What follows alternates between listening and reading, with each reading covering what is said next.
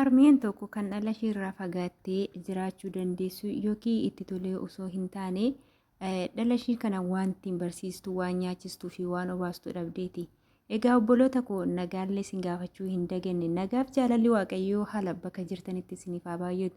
Obboleeyyan koo amantaa birootaa ta'e yoo yaa shama harka fuunee jira jirtu isiniin jedhaan nagaa kootti aansuudhaan immoo viidiyoon har'a qabadhee isinii dhufe keessaa viidiyoota baay'ee honnee nama cabsuudha jechuudha. Maaliif jennaan akkuma viidiyoo kana hubachaatii jirtanitti daa'imman ganaa reefuu lafaa ol guddatanidha jechuudha. Daa'imman sadan kana kanan isiniif fidee dhufu akkuma sooshaal miidiyaa kana argaa jirtan kana daa'imman yeroo ammaa kana dachee bakka irratti gataman baay'ee kumaataman lakkaa'amaatii jiru. Sababni isaas sababa haala nageenya biyya keenya keessatti waan ta'eefu haadholiin immoo ijoollee kana guddisuu waan ta'e hin dandeenyeef carraan isaan qaban ilmoo isaanii gatanii kara biyya biraa deemudha.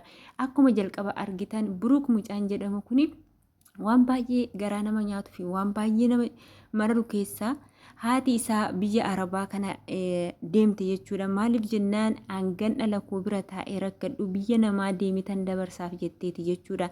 Namoonni baay'een ijoollee isaanii bira taa'anii rakkachuurraa hojjetaniirreen achi hojjetanii ijoollee isaanii barsiifatanii haala gaariidhaan hawwii guddaa qabu. Ta'eeti immoo gaafa biyya Arabaa kana deeman daa'imman isaanii nama bira keewwatanii wanta deemaniif yeroo ammaa kana fira obboleessa obboleettiin ilmoon osoo waaqayyoon jedhee haadhaaf abbaadhaan tolti. Ta'eetu immoo carraan ilmoo guddifachuu kun yeroo itti ulfaatu ilmoon koo bira taa'ee na fuuldura taa'ee rakkachuudha mannaa biyya namaa dhaqee xaaree hojjedhee ilmoo koo kana barsiifadhee waan inni barbaadu hunda guutuu fi naaf wayya jedhaniiti jechuudha kan ilmoo isaanirraa biyya namaa deeman jechuudha. Itti toleetii miti otoo imimmaan dhangalaasanuu gaafa midhaan nyaatan ilmoon koo kun maal nyaatti laata maal laa dhugdi laata jedhanii warri daa'imman qaban warri biyyatti daa'imman qabaatanii dhiisanii dhufan ni beeku waan na ta'eef jechuudha.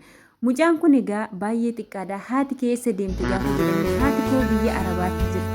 Adaadaa koo biratti abbaa koo fi haadha koo akkoo qonna guddisee haadha koo immoo footoo mashii argeeman bareeni kan tokko bichaan argeeni isheen immoo iddootti isheen naqattee deemte hin beeku. Qabdee kana naaf deemu asumatti na dhiiste achumaan as keessatti naqe. Hin beeku akkooma qonnatti agarsiise haadhi kee ishee kana dhatte. Bakkeema ijoollee faana bulla iddoo isheen jirtu sun beeku akkoo koo duwwaan beeka abbaa koo haadha koo hin beeku. Hojii moo hojjetachuu hin barbaada naannee barachuu tokko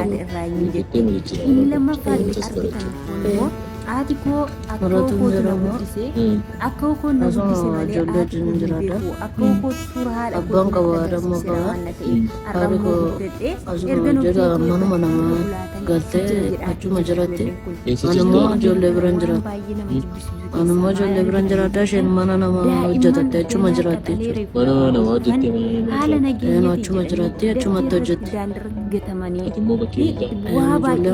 guyyaa tokko tokko guyyaatti argamu jira guyyaan dhabus qaba akka akkuma jirutti hin jiraata akkuma ta'etti guyyaan dhabees danda'e guyyaan argates danda'e akkasitti hin jiraata. Biroo kasafa.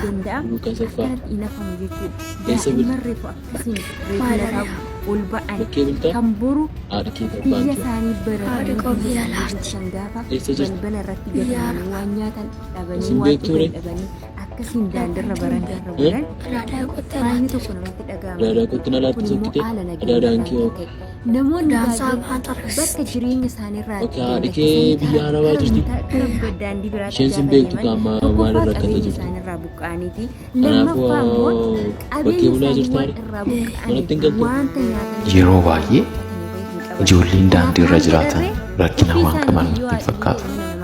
Dhugaan jiru kana namni yeroo har'aa kana immoo daa'ima qabatu hundumti isaanii nama hin jaallatu. madaa mataa isaaniitii qabu. Namoonni ijoollee kana gargaaruu barbaadan akka ofii kana irratti waan humna keessanii tumsuu dandeessu.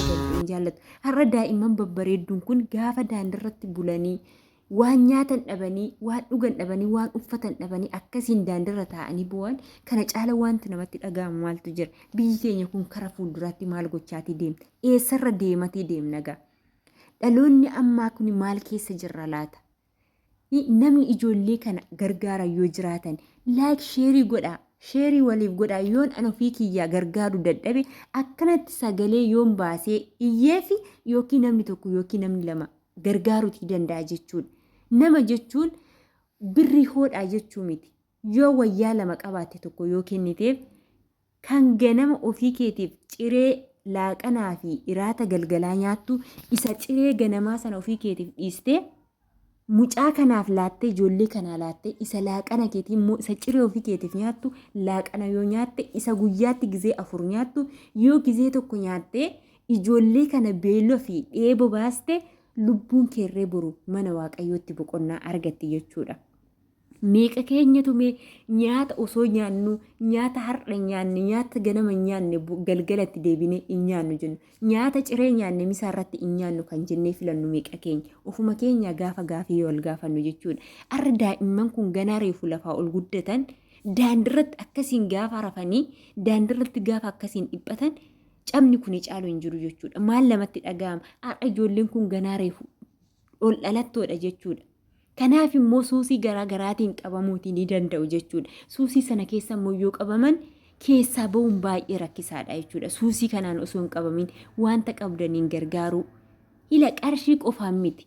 Waan qabdanirraa kanuma ofii keessanirraa nyaattanirraa namaaf yoo laattan, nama yoo obaastan, nama yoo daara baastan boqonnaan kana caalu hin jiru jechuudha. Har'a wayyaan qiyyaaree uffadhu laal qayyaree uffadhu yoon wayyaa takka miiccadhe maaliif halkan kanan ittiin bulu qabaadhe guyyaa kanan ittiin ba'u qabaadhe isaan ala nagaa yoon ijoollee kanarratti obboleewwan kooti qomoo biraa isaa ta'an qomoo kiyya isaa ta'an. Kanaafuu waa hundumaa keessatti waaqayyoon nageenya nuuf haa buusu biyyi keenya nagaa. Yoo biyyi keenya nagaa taate nutirreen nagaa arganna jechuudha. Osoo biyyi keenya nagaa ta'eeti har'a obboleewwan keenya kun akkasiin rakkachaatti daa'imman haati isaanii daa'ima daandirratti gattee hin deemtu turteeyyuu kun immoo sababa nageenyarraati. Namni kamiyyuu kan hin rakkanne hin jiru. Kan rakkatte immoo rakkoon sirratti hafa miti. Ni argattas ni dhabdas jireenyi addunyaa kanaa tokko ol takkaa gadi jechuudha.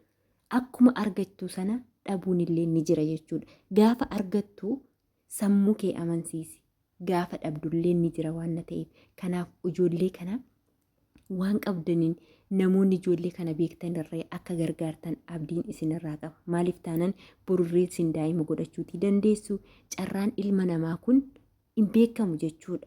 Osuma nan qaba jettuu yeroon itti dhabdu jira. Osuma hin qabu jettuu yeroon argattullee ni jira jechuudha. Iyyummaan sammuudhaan iyyooma gaafa iyyummaa jedhamu ati qaama guutuu taate taanaan iyyummaan hin jiru si bira jechuudha. Maaliif taanaan ni hojjetta ni argatta jechuudha.